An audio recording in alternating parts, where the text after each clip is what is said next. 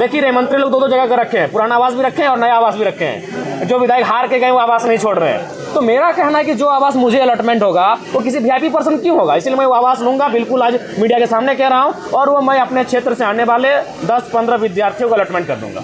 वो रहेंगे, पढ़ाई करेंगे। नहीं, मुकर नहीं रहे, ये मुकरना नहीं कहते। उदासीनता है सरकार राज्य के लोगों की सुरक्षा, राज्य के लोगों की कार्य के लिए गंभीर नहीं है। उनकी गंभीरता ना होने के कारण ही आज इस प्रकार के मामले सामने आ रहे हैं कि अब 10वीं के बच्चों का भी पेपर लीक हो रहा है। काफ़ी बच्चों ने हमें फ़ोन किया, वो काफ़ी डिप्रेस्ड हो चुके हैं। वो बार बार यही सवाल कर रहे हैं, भैया क्या होगा हम लोग का फ्यूचर। तो सरकार कहीं ना कहीं जो आम जनता है, आम जनता के जो बच्चे हैं, उनके भविष्य को लेकर गंभीर नहीं है। वो केवल और केवल जो बड़े लोग हैं उनके फैमिली को लेकर, उनकी सुख सुविधा को लेकर गंभीर है, जिस कारण आज ये 10वीं की परीक्षा में पेपर लीक होना उसी का परिणाम है। क्या कहेंगे, आज से सत्र की शुरुआत है। जी, आशा तो यही करेंगे कि जिन वादों के साथ सरकार बनी है और जिन मुद्दों का आज इस राज्य की जनता बेसब्री से इंतजार कर रही है समाधान होने का, राज्य की जनता जिन विषयों को चाहती है कि इनके समाधान होने से हमारा बेहतर भविष्य हो सके, हम चाहेंगे कि बजट उस अनुकूल पारित हो।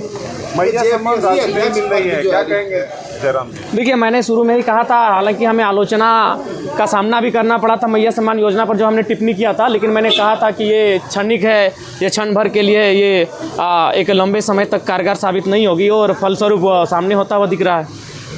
जो रोजगार है या फिर जो सहायता राशि मिलनी थी, वो उसका क्या मुद्दा उठाएंगे आप सदन में? निसंदेह सदन लंबा है और कोई ऐसे मुद्दे नहीं है जो छूटेंगे। धन्यवाद।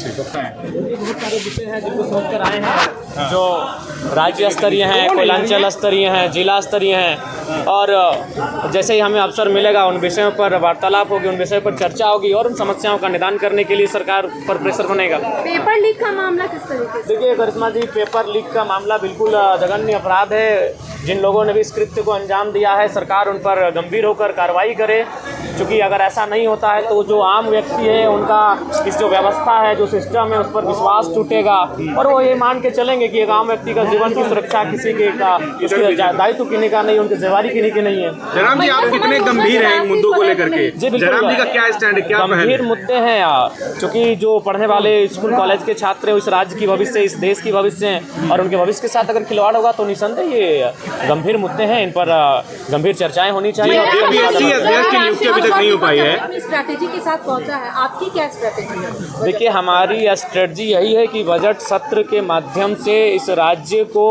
एक ऐसा बजट मिले जिसकी राज्य कल्पना कर रहा है, जो हमारे जो वीर शहीद हैं उनके सपनों को साकार होता हुआ देख सके इस राज्य को। उस दिशा में इस राज्य का बजट पारित होना चाहिए। जयराम जी, जेपीएससी अध्यक्ष पद अब तक खाली है, अब तक क्यों नहीं सरकार को मिल पा रहा है? देखिए, इसके देरी पीछे क्यों हो रही है? क्या कोई लग रहा है? कारण होगा, जो कोई विशेष कारण होगा। आशा करते हैं कि सदन जब चलेगा तो जेपीएससी अध्यक्ष की भरपाई की मांग उठेगी सदन में। लेकिन जो युवा वो कह रहे हैं कि जयराम जी अब इन मुद्दों पर बहुत सुस्त हो गए हैं। देखिए, सुस्त का सवाल नहीं, हमारा अगर धनबाद पड़ता है, आंदोलन रांची में होता है, इसीलिए देखिए आंदोलन में जब भी हुआ था रांची को हम लोग अपने रांची के साथियों के हवाले छोड़े कि यहाँ के आंदोलन को देखभाल करेंगे, उपस्थिति देंगे और उनको उनका सहयोग करेंगे। मैया सम्मान योजना की राशि जो है वो नहीं मिल पा रही है लाभुकों के। देखिए, बिल्कुल, और शायद सुनने में आया कि बैंक का भी हस्तांतरण किया गया है, किसी दूसरे बैंक में इसे शिफ्ट किया गया है। उसके भी बहुत सारे कुछ ना कुछ कह सकते हैं, कुछ ऐसी घटनाएं विषय हैं उनका कहीं ना कहीं मैंने पहले भी कहा था कि ये योजनाएं लंबे समय तक नहीं चलेंगी और फलस्वरूप वो होता हुआ दिख रहा है। मैंने पहले भी इसका सजेशन दिया था। जयराम जी, फिर एक बार आप चर्चा में आ गए हैं। पिछला जब आप विशेष सत्र चल रहा था तो आपने मंच कहा था कि मैं टीए दिए नहीं लूंगा। मैंने ये कहा था, आप एक बार फिर आप कंट्रोवर्सी में आ गए हैं। अपने आलोचकों को क्या जवाब देंगे? आलोचकों के लिए आप टीए के लिए स्कॉर्पियो ले हम लिए। फिर कह रहे हैं, हम नहीं, पहले मेरी बात सुनिए। हाँ बोलिए, बिल्कुल बोलिए। उस दिन भर मैया सम्मान योजना पे चर्चा हुआ था। जी जी। उसके बाद मैंने कहा कि आप लोग 2500 रुपये का इतना महिमा मंडन कर रहे हैं और आप लोग 2 लाख की सैलरी ले रहे हैं, लाख रुपए का टीए ये डीए ले रहे हैं और आप 2,500 रुपया दे के महिमा मंडन कर रहे हैं, तो आप एक काम कीजिए, आप भी अपना जो जीवन है उसे सरल बनाइए आम जनता की तरह। तो मैंने ये कहा था, आज भी हम रिपीट कर रहे हैं इस बात को, जिस दिन इस पर बहाल होगी उस पर पहला हस्ताक्षर जयराम महतो होगा। जिस दिन ये पहल होगी कि एक विधायक की सैलरी 3rd 4th ग्रेड के जो कर्मचारी हैं उनके समान होगी, 40,000, 50,000, 60,000, पहला हस्ताक्षर मेरा होगा। जिस दिन ये पहल होगी उसमें पहला समर्थन ही मेरा रहेगा। अच्छा, आप खाली पैर आए हैं, मैं देख रही हूँ आप खाली पैर आए हैं। हाँ, वचन है तो वचन को निभाना पड़ेगा, वचन है। ठीक है। गाड़ी खरीदने पर सवाल उठाए जा रहे हैं। स्कॉर्पियो देखिए, मैंने फिर कहा मैं आवास भी लेने जा रहा हूँ, लेकिन मेरा तर्क जान लीजिए, मैं आवास भी लूँगा, क्योंकि मैं किसी वीआईपी के भरोसे अपना सुख सुविधा क्यों छोड़ूंगा।